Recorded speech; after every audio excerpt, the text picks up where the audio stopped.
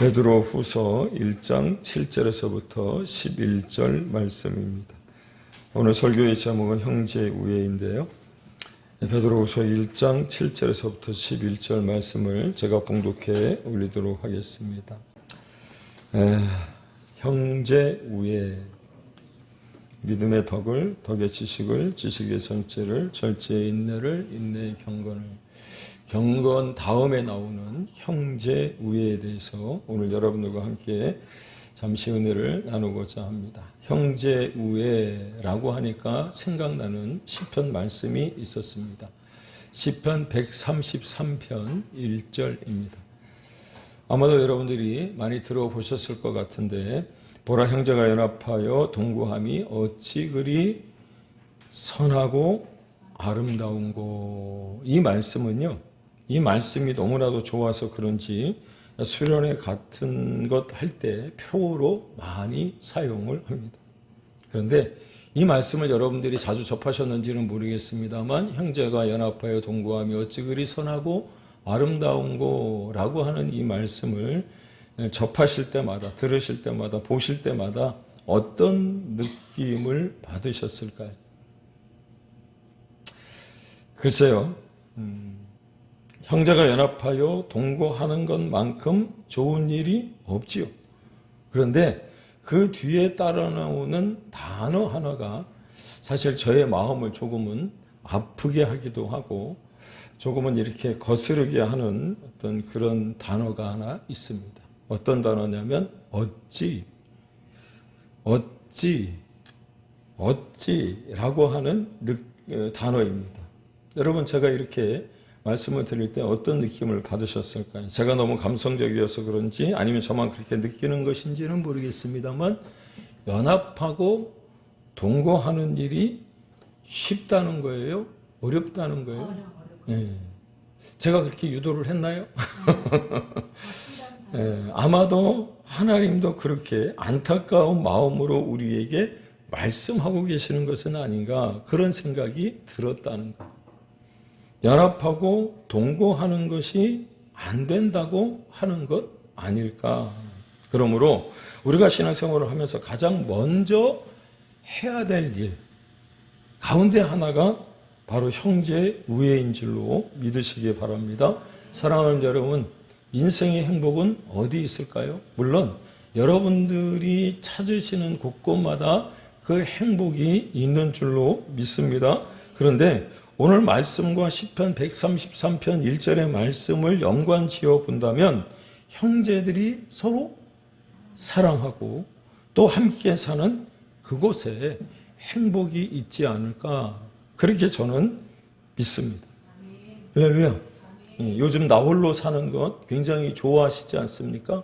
혼자 밥 먹고, 혼자 자고, 혼자 술 먹고, 혼자 여행 가고, 혼자 커피 마시고, 이런 거 굉장히 좋아하는 MZ세대들인데, 여러분, 얼마 전에 유퀴즈에 나온 사회복지 서울대학교 교수가 뭐라고 얘기를 했냐면, 지금 그렇게 사는 사람이 우리나라 5천만 인구 중에 1,000만이랍니다. 1,000만. 그러다 보니까 아마도 세상이 더욱더 각박해지는 것은 아닌가, 그런 생각을 하게끔 하기도 하는데, 최근에 살폈던 전도서 4장을 묵상하면서 우리가 이 땅에 살아가며 가장 불쌍한 사람, 불행한 사람 한 사람을 들라고 한다면 어떤 사람이라고 했습니까? 나 홀로 사는 인생이라고 말씀하고 있어요.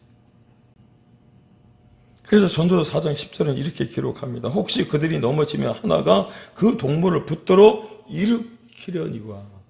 내가 넘어졌을 때 일으켜주는 사람이 있어야 함에도 불구하고 홀로 있어 넘어지고 붙들어 일으킬 자가 없는 자는 화가 있으리라, 그렇게 말씀하고 있더라니.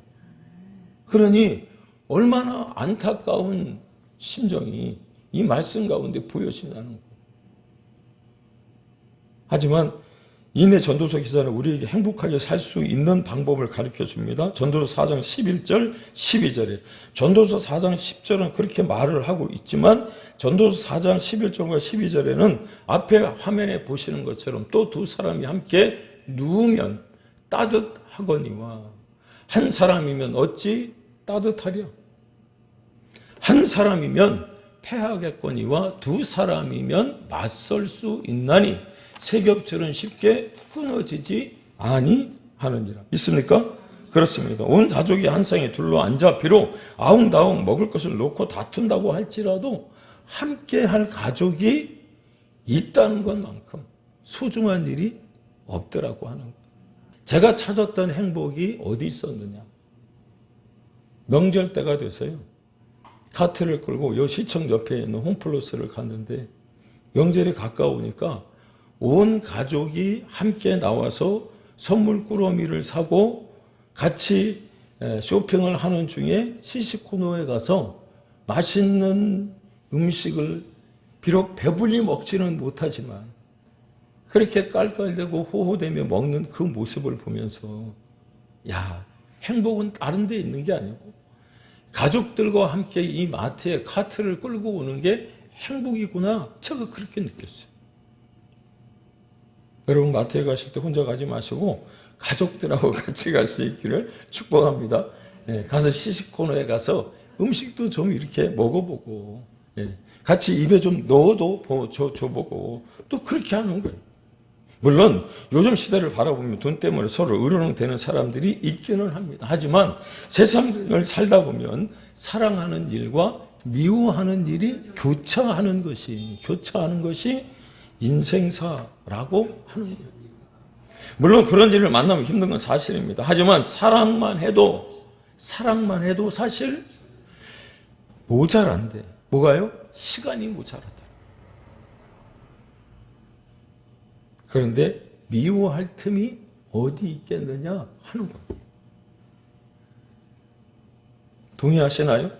그럼에도 불구하고 우리에게 미워하는 마음이 더 많은 이유가 무엇이냐면 사랑만으로 가득 차 있어야 할 우리의 심령에 미움이 자리함으로써 메우기 힘든 빈틈이 생겼다는 거예요. 그 중에 하나가 바로 형제들 간의 다툼입니다. 여러분 성경을 읽으시면서 이런 거 발견하셨는가 모르겠는데 성경 안에도 보시면 그런 경우들이 정말 많이 나와 있어요.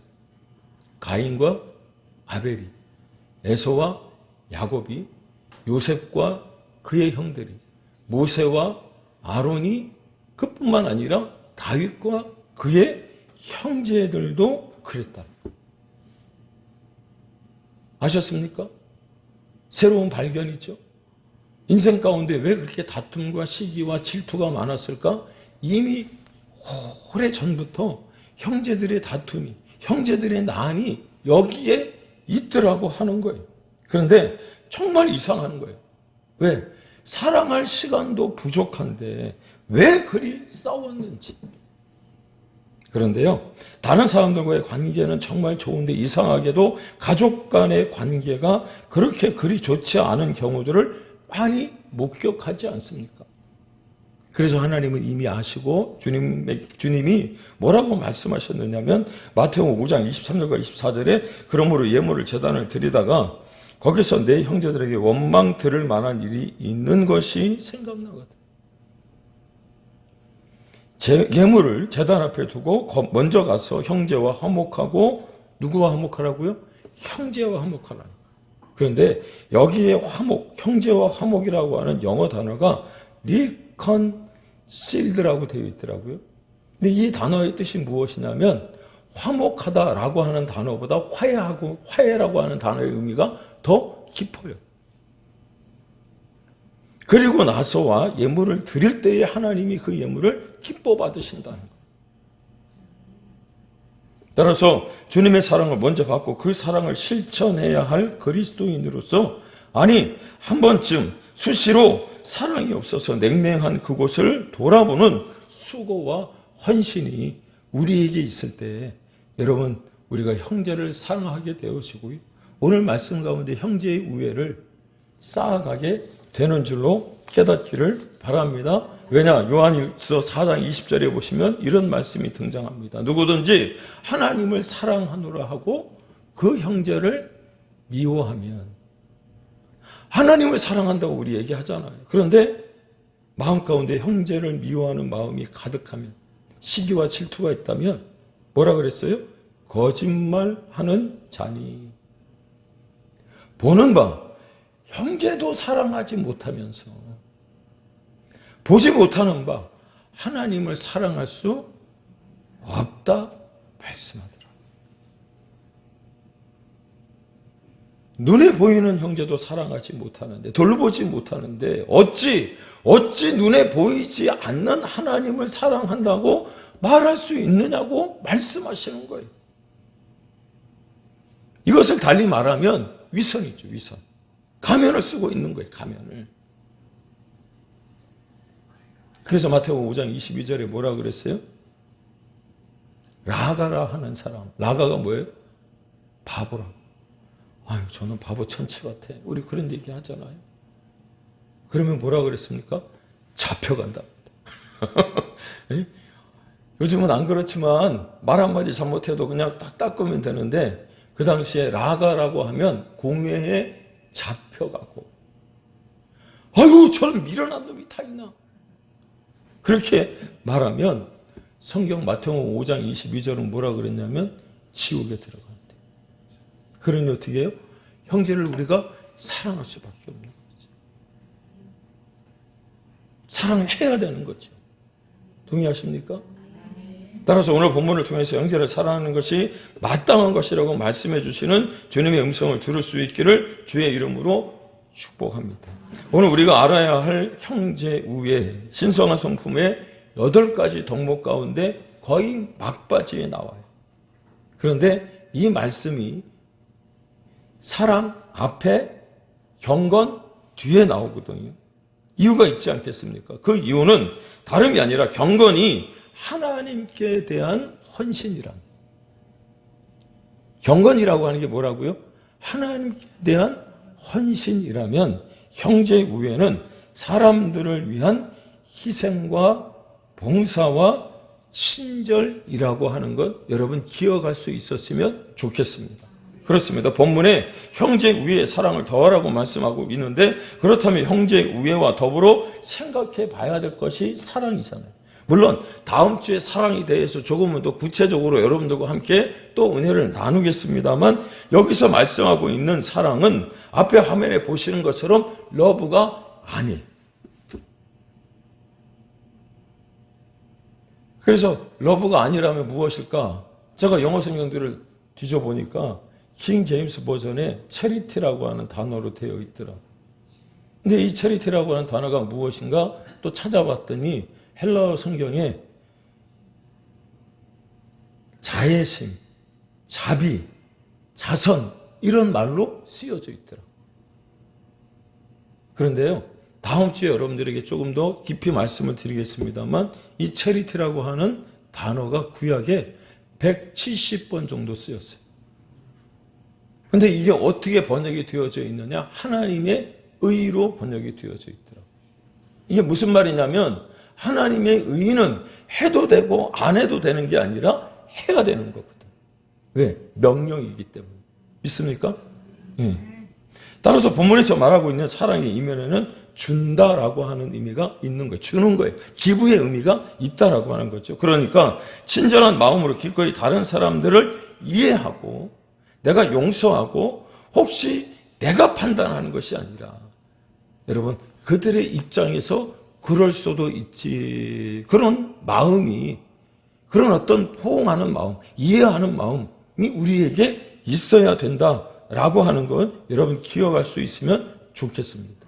이해가 되십니까? 예, 감사합니다. 이해가 안 되실 줄 알았는데 그래도 받아들여 주셔서 너무 감사해요. 아니, 목사님 요즘에 계속 설교 시간에 뭐 자꾸 주라고, 자꾸 뭘 드리라고 자꾸 얘기를 하는데 왜 자꾸 요즘에 주라고 그러고 드리라고 그럴까? 이 신성한 성품 8가지를 제가 묵상하며 생각했던 것 중에 특별히 사랑이라고 하는 단어와 연관 지어서 보니까, 여러분 진짜 사랑 해보셨나요? 죄송합니다. 예, 아멘이라고 그러셨어요. 진짜 사랑을 해본 사람은 알아요. 무엇을 아느냐면 진짜 사랑은 무엇을 얻기 위해서 하는 게 아니고요, 버리기 위해서 하는 거예요. 이해가 되시나요? 사랑하면, 그 사람을 사랑하면 같이 죽을 수도 있잖아요. 그건 아멘 안 하시네.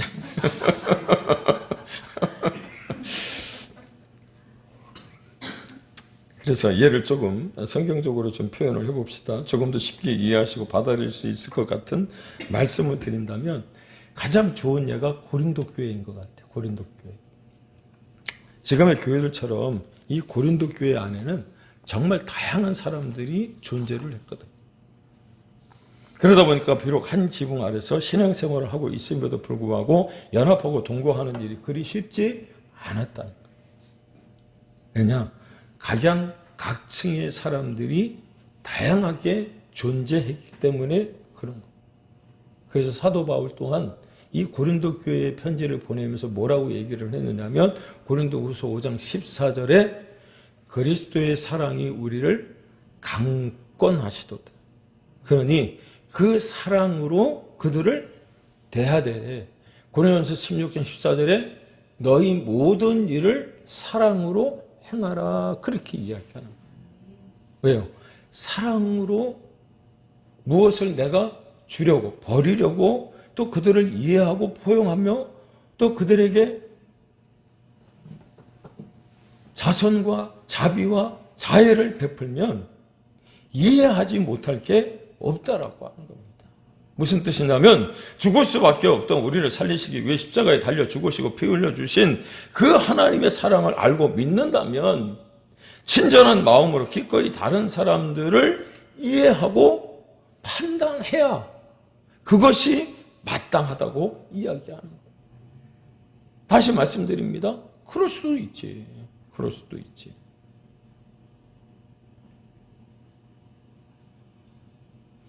그렇습니다. 그렇게 이해하고 보듬어 주는 사랑이 곧 형제 우애이기 때문에 우리는 그것에 힘써야 하는 줄로 믿으시기를 바랍니다. 교회 안에는 다양한 직업군이 존재합니다. 고향도 다릅니다. 학력도 다릅니다. 그렇게 지식과 의견들이 모두 자기 판단에 의해서 만들어질 수 있잖아요.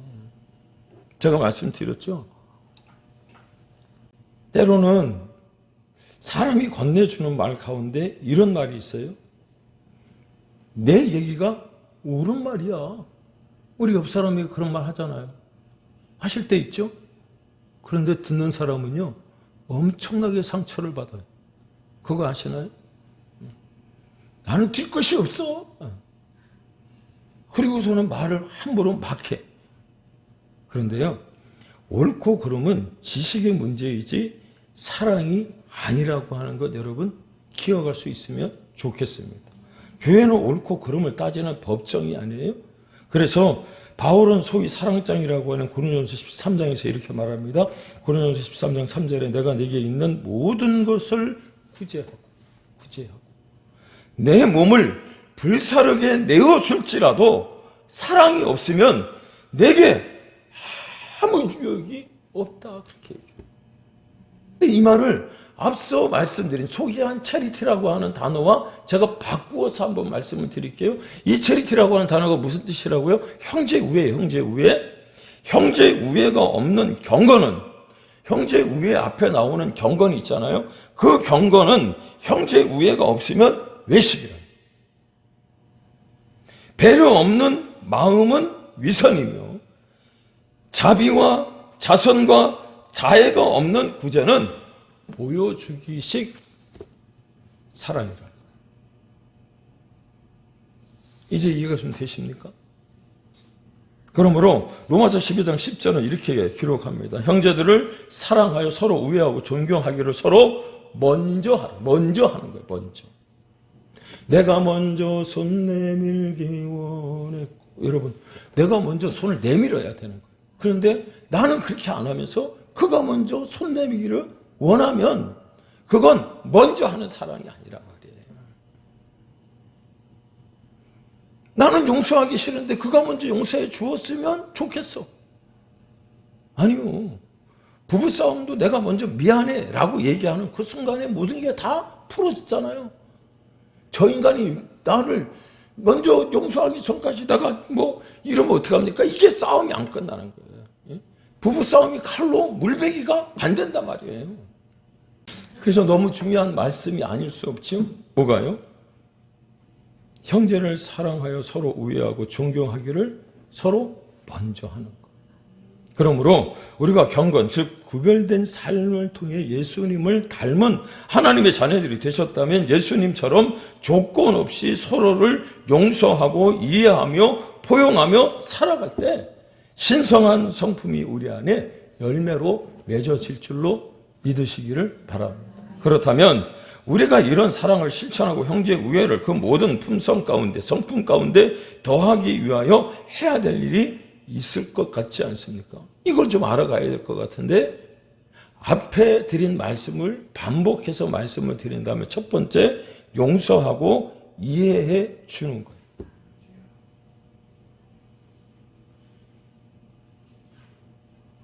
교회 안에는요, 교회를 오래 다녔다고 할지라도 아직까지도 젖을 먹는 신자가 있고요. 교회를 얼마 다니지 않았음에도 불구하고 단단한 음식을 먹을 수 있는 사람들이 있어요. 오늘 아침에 제가 예배를 이제 준비하고 또 설교를 다듬고 그리고 이제 밥을 먹으면서 CTS CGN을 틀었는데 김진웅 목사님이 나와서 뭐라고 말씀하셨냐면 미국에 가서 집회를 하시는데 미국 집회 도중에 그 교회 담임 목사님이 성도 중에 저도 금요일 날 서울 의료원에 가서 또 한 분을 이제 또 기도해드리고 또 영접 기도까지 제가 하고 왔습니다만 중병에 걸려서 큰 병에 걸려 있는 분이 계시는데 가서 기도해 주셨으면 좋겠습니다. 이러시더래요. 그래서 가서 말씀을 드리고 본인이 경험했던 이 김진웅 목사님도 정말 경험한 게 너무 많아요. 제가 그분의 책을 읽는 그 설교를 들으면 참 하나님이 귀하게 쓰시려고 저분을 저렇게 사용하셨구나. 그런 어떤 연단을 받게 하셨구나라는 생각을 할 수밖에 없는데 본인이 병에 들어서 하나님께 고침을 받았던 말씀이 욥기 23장 10절이래. 나를 단련하신 후에 정금같이 나오고 그 말씀이잖아요. 그래서 그분한테 얘기를 했대. 욥기 23장 10절 말씀을 보시고 또 같이 힘을 얻었으면 좋겠습니다. 근데 집사님이래요. 그래서 알았다고. 그리고 이제 나오는데 집사님이 뒤에다 대고 뭐라고 말씀하셨냐면 목사님, 욥기라고 하는 책은 어디 가면 삽니까? 그렇게 얘기를 하더라고요. 집사인데 여러분 욥기가 어디 있죠? 성경을 잘 보셔야 되는. 어느 할머님이 새벽 예배 목사님이 하박국 설교를 하고 은혜를 받고 집에 갔는데 가서 목사님이 오늘 한 설교를 하실 때 호박국이 맛있다고. 하박국이 아니고 하박국이다. 하박국. 근데 호박국 얘기. 그러면 되겠어요 이게. 교회 안에는 그런 분들이 계시단 말이에요. 그래서 신성한 성품, 품성이 우리 안에 채워지지 않으면 그런 분들이 이해가 되지 않는 거예요. 그래서 김준호 목사님이 뭐라고 말씀하셨냐면 성경에 있는 것도 몰라 이렇게 얘기하시면 또 상처받을 것 같아서 시간이 흐르면 알게 될 거예요. 그랬다. 시간이 흐르면 알게 될 거예요. 그렇습니다. 세상에 실수하지 않는 사람은 한 사람도 없어요. 그러나 용서할 줄 아는 그리스도인들이 되어야 돼. 사랑하는 자비와 자선과 어떤 자애심으로 여러분들이 공동체를 만들어갈 때 우리 교회가 표방하는 성숙한 공동체가 되어지는 줄로 믿습니다. 그렇죠. 우리 교회가 표방하는 공동체 세 가지가 있잖아요. 첫 번째가 뭐예요? 건강한 공동체. 예배와 교육과 교제와 구제와 선교가 있는 공동체. 그걸 이루기 위해서 성숙한 공동체. 성숙한 공동체는 어떤 공동체예요? 서로 사랑하고 보듬는 그런 공동체가 될 때 성숙한 공동체가 되고요. 그럴 때 나아가 선교하는 공동체도 되는 줄로 믿습니다. 그렇게 우리가 표방하는 성숙한 공동체를 만들어가는 방법이 뭐예요? 건강한 공동체를 만들어가는 방법이 뭐예요? 선교하는 공동체를 만들어가는 방법이 뭐예요? 형제뿐 아니라 모든 관계에서 용서 없이 안 된다는 거예요. 그리고 용서가 없이는 결코 참된 행복을 찾을 수 없다는 것을 여러분 기억할 수 있기를 축복합니다. 창세기가 모두 몇 장으로 되어 있어요? 이건 안 잊어먹죠. 50장으로 돼요. 50장. 근데 창세기 50장 가운데 13장 후반부에 37장, 38장을 빼고 37장부터 50장까지 누구의 얘기가 나옵니까? 요셉에 대한 이야기가. 그런데 요셉이 애굽의 총리가 된 이후에 기근 가운데 놓였던 그의 아버지와 형제들을 애굽으로 건너오게 하고 그 아버지 야곱을 왕에게 소개할 때 야곱이 왕에게 뭐라고 얘기를 하냐면 자기를 험악한 인생을 험악한 세월을 살아온 사람이라고 그렇게 소개를 하잖아요. 그런데 생각해 보면 요셉도 아버지 못지않게 여러분 험난한 인생을 산 사람이 바로 요셉 아닙니까? 그런데 우리가 요셉을 이야기할 때 그는 꿈의 사람이었고요. 믿음의 사람이었고요. 아름다운 사람이라고 얘기할 수 있는 이유가 무엇이냐면 창세기 47장인가에 보면 형들이 이제 아버지가 죽게 되어지고 난 후 그들에게 요셉이 보복을 할까 싶어서 마음에 근심할 때 당신들이 나를 이곳에 팔았다고 해서 뭐라 그래요? 근심하지 말라는. 당신들을 위하여 나를 먼저 이곳에 보냈다. 그렇게 이야기를 하거든요. 그래서 하나님이 그 용서함을 보시고 비전의 사람, 인내의 사람으로 그리고 그를 볼 때마다 언제나 하나님이 함께하는 사람으로 우리는 일컬게 하고 있더라고 하는 거예요. 두 번째, 형제 우애를 그 모든 품성 가운데 더하기 위해 어떻게 해야 되느냐면 여러분 서로 돕고 의지하며 살아가야 하는 줄로 믿습니다. 아멘이신가요? 네. 옆에 혹시 부족한 분, 좀 연약한 분, 또 혹시 내가 뭔가 이렇게 도와줘야 될 분들을 여러분 한번 좀 보시고 그들에게 혹시 내가 도와줄 일이 없는지 또 나를 의지하게 할 어떤 그런 것은 없는지. 요셉 이야기가 나왔으니까 하나만 더 말씀드릴까요? 요셉의 일대기를 보면 참 재밌어요. 우리가 성경을 보면서 이런 거 발견하면 정말 성경을 보는데 신이 날 것 같은데 요셉이 어렸을 때 아버지로 말미암아 채색옷, 색동옷을 입고 그가 꿈을 꾸었을 때 그의 눈에는 뭐밖에 안 보였어요? 네? 자기의 꿈밖에는 보이지 않았어요. 주변에 있는 사람은 보이질 않았어요. 그리고 형들이 무엇을 잘못하면 가서 아버지한테 고자질하는 거예요. 이런 걸 보고 뭐라 그러는 줄 아십니까? 세상 말로 아나부인이라고 그래요. 눈이 있어도 안 보이는 거예요. 그런 철부지 없는 그런 요셉이었거든요. 그런 요셉을 하나님이 다듬어 가시는 거죠. 애굽의 총리로 사용하시고 또 이스라엘 백성들을 구원하며 그것으로 말미암아 이스라엘 백성들을 창대하게 창성하게 만들기 위해서 요셉을 어떻게 합니까? 고난 가운데 밀어 넣으십니다. 예전에는 보지 못했던 아나무인이었던 그런 자기밖에 모르는 자기 만족에 빠져있던 자기를 사랑하는 것밖에는 몰랐던 요셉이 그렇게 연단을 통해서 깨닫고 나니까 누가 보여요? 주변이 보이는 거예요. 그래서 감옥 안에 있는 총무를 맡고 있다가 술 맡은 관원장과 떡 맡은 관원장이 여러분 감옥 안에 있으면 늘 근심이죠. 걱정하죠. 그런데 그날 아침에 떡 맡은 관원장과 술 맡은 관원장의 얼굴을 보니 근심에 쌓였더라. 그게 보이는 거예요.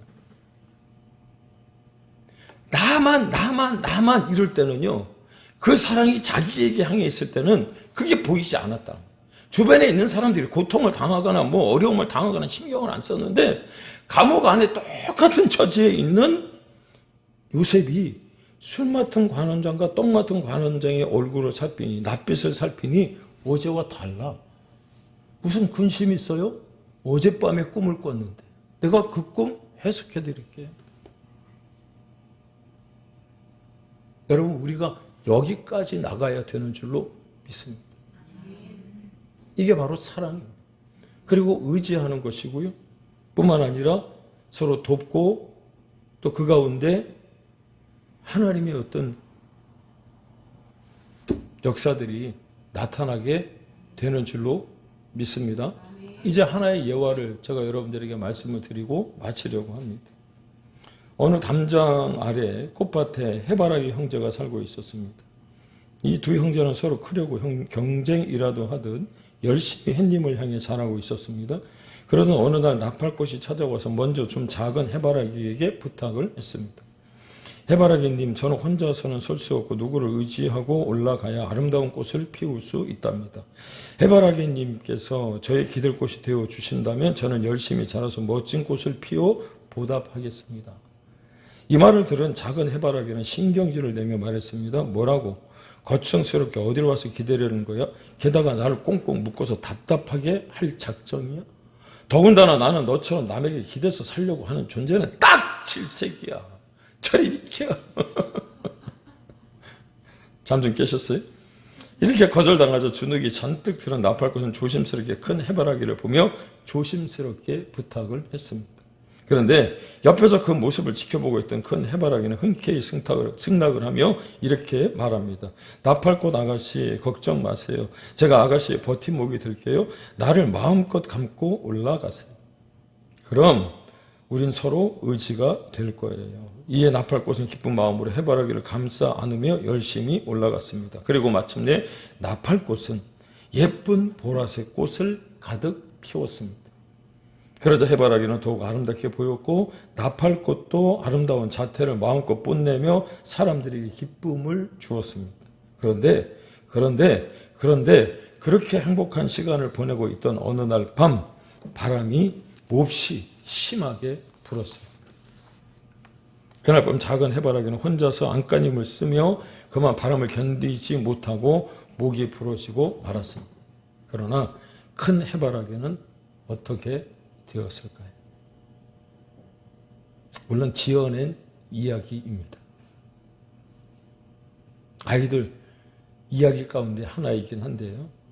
만든 이야기지만 참으로 의미 있는 이야기라고 생각이 듭니다.